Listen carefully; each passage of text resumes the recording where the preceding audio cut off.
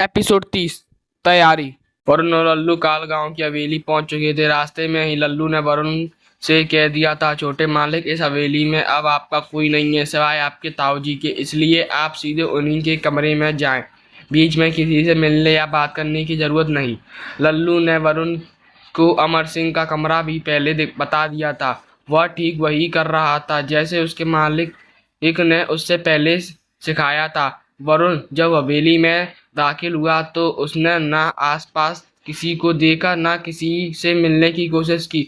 वह सीधे सीढ़ियां चढ़ने लगा, लेकिन तभी रसोई से निकलकर भारती ने वरुण को देख लिया। उसकी नजर सीढ़ियां चढ़ते हुए वरुण पर पड़ी और इसी के साथ वह तेज कदमों से अपने भाई रामेश्वर के पास गई। उधर वरुण अमर सिंह के कमरे में दरवाजे के बाहर कुछ देर तक चुपचाप खड़ा रहा। वह मन ही मन सोच रहा था, अंदर जाऊं या नहीं। फिर अचानक उसे लल्लू की कही हुई बातें याद आईं कि यह संपत्ति उसके पूर्वजों की मेहनत का नतीजा है। यह सोचकर वरुण ने गहरी सांस ली और दरवाजा धकेलकर अंदर चला गया। कमरे में प्रवेश करते ही उसकी नजर उस शख्स पर पड़ी जो आराम से एक रॉकिंग चेयर पर बैठा हुआ था। वह कोई और नहीं बल्कि अमर सिंह ही था। अमर सिंह दरवाजे खुलने का मानो पहले से ही इंतजार कर रहा था, जैसे उन्हें पता हो कि आज वरुण उससे मिलने जरूर आएगा। जैसे ही वरुण अंदर आया, अमर सिंह के चेहरे पर एक गहरी संतोष भरी मुस्कान फैल गई। वरुण अब भी कमरे की दहलीज पर खड़ा था। कुछ पल बाद वह धीरे धीरे आगे बढ़ा। अमर सिंह ने शांत स्वर में कहा, आ गए बेटा। वरुण चुप रहा। उसने कोई जवाब नहीं दिया। उसके मन में अपने ताऊ के लिए गहरी नफरत थी, एक ऐसी नफरत जिसका असली कारण उसने आज तक किसी से साझा नहीं किया था। अमर सिंह अपनी कुर्सी पर बैठे ही कहने लगे, मैं जानता हूँ बेटा, तुम मुझसे नाराज हो, लेकिन हमारे आपसी लड़ाई में अगर कोई और इन रिश्तों का फायदा उठा ले तो ये ठीक नहीं होगा। तुम भी समझते होगे कि इस समय हमारे परिवार की हालत कितनी नाजुक है। वरुण ने भीतर भरी गड़बड़ाहट के साथ कहा, माफ कीजिए, यह मेरा परिवार नहीं है, इसलिए कृपया मुझे इसमें मत जोड़िए। आपको जो कहना है कहिए, मैं सुन रहा हूँ। वरुण की बात सुनकर अमर सिंह के चेहरे पर निराशा की लकीरें उभर आईं, पर वह टूटने वाले इंसान नहीं थे। उन्होंने अपने स्वर को संभालते हुए कहा, मुझे आज भी वह दिन याद है जब मैंने तुम्हारे पिता को इस हवेली में कदम रखने से रोक दिया था और तुम्हारी माँ को भी इस घर से बाहर निकाल दिया था। तुम सोचते होंगे मैंने ऐसा क्यों किया, लेकिन तुम नहीं जानते मेरी भी मजबूरी रही। वरुण ने सवालिया नजरों से देखा और कहा, तो बताइए ताऊ जी, आपकी ऐसी कौन सी मजबूरी थी कि आपने मेरे पिता को हवेली में घुसने से रोका और मेरी माँ को भी बाहर निकाल दिया। अमर सिंह ने गहरी सांस लेकर जवाब दिया, मजबूरी नहीं थी, बस एक सच था, एक ऐसा काम जो तुम्हारे पिता ने किया था। वरुण झुंझलाटे भरे स्वर में कहा, कौन सा काम? बातों को घुमाइए मत, साफ साफ कहिए। तब अमर सिंह ने ठंडी निगाहों से उसकी ओर देखते हुए कहा, तुम्हारे पिता ने गांव में एक घिनौना कुकर्म किया था, एक ऐसा पाप जिसकी वजह से उसे परिवार से, संपत्ति से और इस गांव से बाहर निकालना पड़ा। उसने गांव की एक भोली भाली लड़की को फंसाया और उसके साथ नाजायज संबंध बनाए, जबकि वह पहले से ही विवाहित था। बात यहीं तक नहीं रुकी, ये संबंध इतने गहरे हो गए कि वह लड़की गर्भवती हो गई। लेकिन जब तुम्हारे पिता को इसकी भनक लगी तो उन्होंने उस बेचारी को बेहद बेरहमी से मार डाला और उसके बाद उसकी लाश को गांव के बाहर के कुएं में फेंक दिया। बाद में जब लड़की के पिता ने उसे ढूंढा तो कुएं में उसकी लाश मिली। तब उस लाश के बाहर आते ही पूरे गांव हिल गया। हर गांव वाला गुस्से में था कि गांव की एक बेटी को ऐसे मार के किसने इतना बड़ा अपराध किया है, आखिर कर कौन सकता है। अमर सिंह ने भारी मन से कहना शुरू किया। उस समय गांव में इस मामले को लेकर बैठक बुलाई गई थी और यहाँ मैं धोखा खा गया। मैंने भरोसा किया उन लोगों पर जो भरोसे के लायक थे ही नहीं। बैठक में एक आदमी खड़ा होकर बोला कि उसने अपनी आंखों से तेरे पिता सौर्य प्रताप को उस लड़की की हत्या करते हुए देखा है। यह सुनते ही मेरे पैरों तले जमीन खिसक गई। मैं कुछ नहीं कर पाया। मुझे मजबूरी में वही फैसला लेना पड़ा कि शौर्य प्रताप को न केवल हवेली से बल्कि इस पूरे गांव से निकाल दिया जाए। और फिर मैंने अपने ही हाथों से तेरे पिता को धक्का देकर इस घर से, इस गांव से बाहर निकाल दिया। यह कहते कहते अमर सिंह की आंखों में आंसू बह निकले। वे फूट फाट कर रो पड़ा, मानो इस बोझ को उठा रहना अब उनके लिए असंभव हो गया हो। वरुण वहीं खड़ा था, ना रो पा रहा था ना हंस पा रहा था। आज उसके सामने इतनी बड़ी सच्चाई उजागर हो गई थी कि उसे महसूस हुआ कि इस दुनिया में उससे ज्यादा बदनसीब शायद और कोई नहीं है। अमर सिंह ने खुद को संभालते हुए आगे कहा, बेटा, तुझे अब ये सच तो पता चल ही गया होगा कि तेरा बड़ा भाई और मेरा इकलौता बेटा अब इस दुनिया में नहीं है। साथ ही तेरे ताई, जिसे तू बचपन में बड़ी माँ कहकर पुकारता था, वो भी अब इस संसार में नहीं रही। मेरा परिवार तो खत्म हो चुका है, बस अब तू ही मेरा आखिरी उम्मीद है। तेरे सिवा इस दुनिया में मेरा कोई नहीं है। सोच हमारी हालत कितनी एक जैसी है। अगर आज भी हम दोनों एक ना हुए तो हाल वही होगा जैसे महाभारत के युद्ध में हुआ था, जहाँ घर की लड़ाई ने पूरी दुनिया में विनाश का कारण बना दिया। याद रख, जब तक हम अलग अलग हैं, हमारे अपने ही लोग हमारा फायदा उठाते रहेंगे और उनमें से ही कई तो यहीं इस हवेली में बैठे हैं। अमर सिंह ने गहरी सांस लेते हुए कहा, पता बेटा, तू क्या चाहता है? इन सबको हमारा फायदा उठाने दे या नहीं?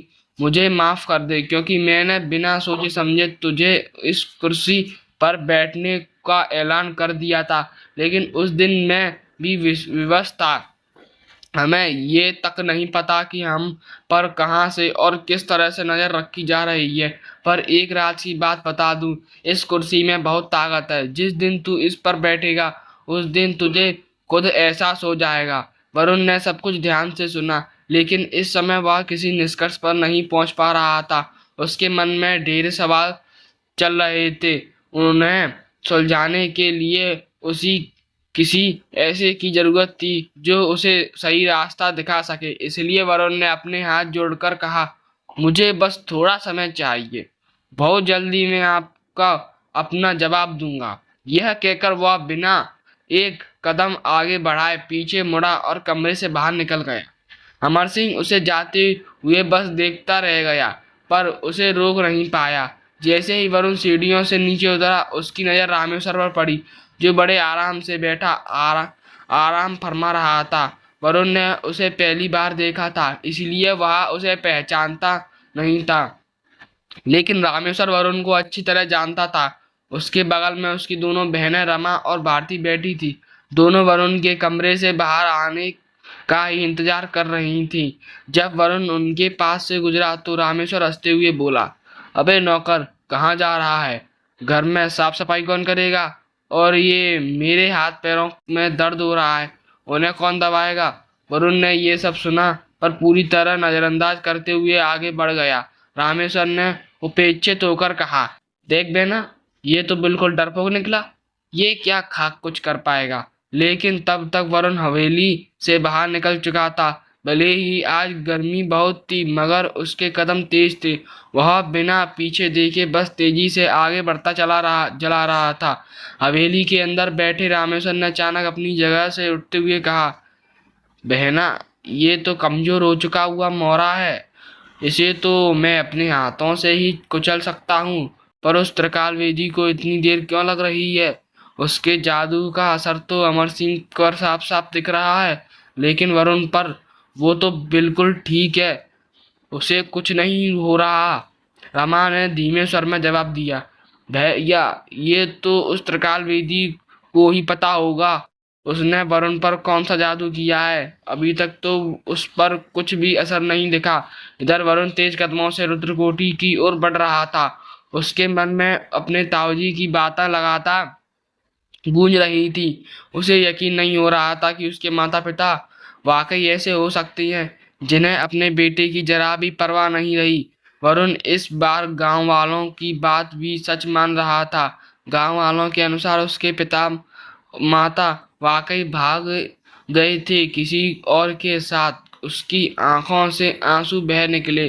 आज वरुण ने एक बार फिर अंदर से खुद को अकेला महसूस किया, जैसे वो इस दुनिया में फिर से बिल्कुल अकेला पड़ गया हो।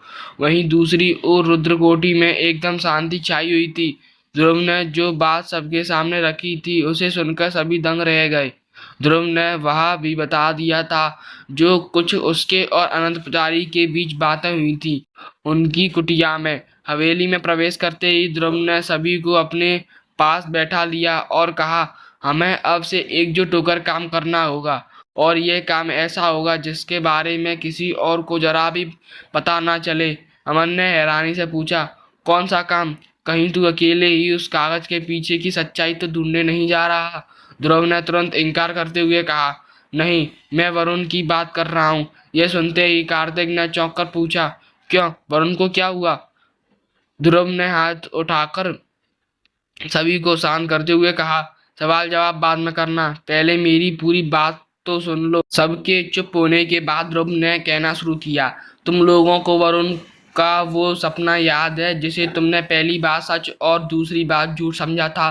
तो जान लो वो सपना झूठ नहीं था, वो सब सच है।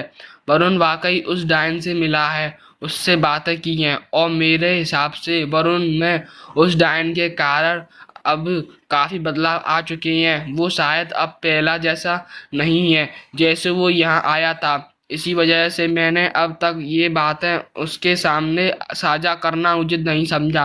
अनंत पुजारी अब डायन के अंत की तैयारी शुरू कर चुके हैं। उनका कहना था कि अभी डायन कमजोर है, आयात होने के बाद उसने अब तक केवल एक ही शिकार किया है, इसीलिए उसकी शक्तियों में अभी अधिक वृद्धि नहीं हुई होगी। यही कारण है कि हमें उसे अब ही समाप्त करना होगा। अगर हमने उसे समय दिया तो वह पहले ही की तरह फिर से ताकतवर होकर आतंक फैलाना शुरू कर देगी। लेकिन इसमें एक बड़ी दिक्कत थी। आर्यन ने उत्सुकता से पूछा, कौन सी दिक्कत? यही सवाल कार्तिक और अमन के मन में भी था, क्योंकि दोनों अच्छे से जानते थे कि पहले डायन ने किस तरह का आतंक मचाया था। उसके कारण गांव की पुरुषों की संख्या अचानक बहुत कम हो गई थी।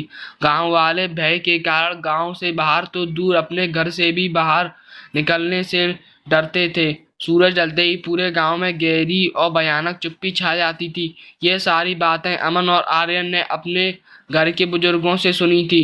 ध्रुव ने गंभीर स्वर में कहा, वरुण उस डायन से जुड़ी हर बात जानना चाहता है, इसलिए तो वह सब सुबह इतना उतावला होकर भाग रहा था और वह डायन के बारे में कोई नकारात्मक बात सुन भी नहीं सकता। उसके अनुसार तो वह एक अच्छी डायन है। अमन ने शंका जताई, कहीं ऐसा तो नहीं कि ये डायन ने वरुण को ही अपना अगला शिकार चुना हो सकता है अब उसने शिकार करने के तरीके बदल दिए हों और शायद वह वरुण के दिमाग पर हावी हो रही हो। ध्रुव ने गहरी सांस लेकर कहा, ये तो वही डायन बता सकती है, इसीलिए मैं नहीं चाहता कि वरुण को कुछ पता चले। उसे रोकने के लिए मुझे तुम सबकी मदद चाहिए। सभी एक स्वर में बोले, हम सब तेरे साथ हैं। ध्रुव ने समझाते हुए कहा, मैंने तुम्हें सब कुछ इसलिए बताया है क्योंकि जब अनंत पुजारी उस डायन को मारने जाएंगे तो मैं भी उनके साथ रहूंगा। बस जब तक मैं बाहर रहूंगा तुम सबको वरुण को यहीं इस कोठी में रोकना होगा। उसे किसी भी हाल में बाहर नहीं निकलने देना है। कार्तिक ने तुरंत पूछा, लेकिन ध्रुव, अनंत पुजारी डायन को कब मारने वाले हैं? ध्रुव ने सिर हिलाते हुए कहा, ये बात उन्होंने मुझे अभी साझा नहीं की है, लेकिन इतना तय है कि बहुत जल्दी ही होगा। कार्तिक का अगला सवाल तैयार था, ठीक है, लेकिन जो सुराग हमें मिला है, जो डायन के अतीत को जानने की कुंजी है, उसका क्या होगा? क्या वो डायन की मौत के बाद बस एक रहस्य बनकर रह जाएगा? ध्रुव ने गंभीर स्वर में कहा, यही तो सबसे बड़ी उलझन है। मैंने यह सवाल अनंत पुजारी से भी पूछा था, लेकिन उनका कहना है कि अगर हम इस कागज पर ध्यान केंद्रित करते रहे और उसकी सच्चाई जानने की कोशिश की तो कहीं ऐसा ना हो कि हमारे एक की गलती पूरे मानव जाति को खतरे में डाल दे और हमारी देरी मौत का खेल ना खेल दे। इसीलिए पहले डायन को मारना है। ध्रुव को ये बात सुनकर सभी चुप हो गए, जैसे किसी के पास अब कहने को कुछ बची ही ना हो। और यूं ही समय बीतता गया। दिन से शाम और शाम से रात हो गई, लेकिन वरुण अब तक रुद्रकोटि नहीं पहुंचा था। धीरे धीरे वरुण के दोस्तों की चिंता बढ़ने लगी। तभी आर्यन बोला, शायद आज वरुण वहीं रुक गया होगा, उसके ताऊ ने ही उसे रोक लिया होगा। बस यही सोचकर सबने खुद को समझाया। लेकिन जब वरुण देर रात तक भी नहीं आया तो सब दोस्त बेचैन मन से सो गए। एपिसोड 30 समाप्त। हमारी कहानी यहाँ तक सुनने के लिए धन्यवाद।